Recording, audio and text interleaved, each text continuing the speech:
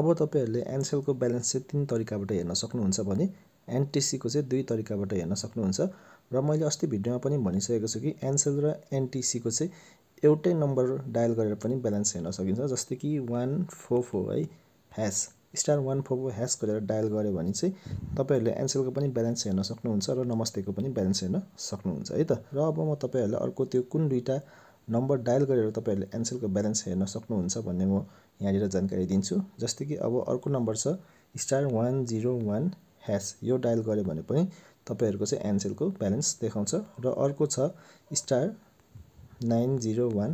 यसरी डायल गर्यो भने यसले पनि मजाले नै तपाईहरुको चाहिँ ब्यालेन्स देखाइदिन्छ है त।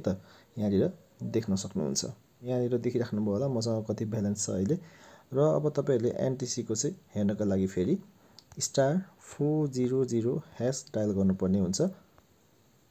जस्तै कि म यहाँनिर एनटीसीको पनि ब्यालेन्स चेक गर्दैछु मेरो। यहाँनिर देखिराख्नु भएको छ मेरो ब्यालेन्स 32.78 रुपैयाँ छ। यो तरिकाले चाहिँ अब तपाईहरुले चाहिँ एनसेल र एनटीसीको चाहिँ ब्यालेन्स चेक गर्न सक्नुहुन्छ है त।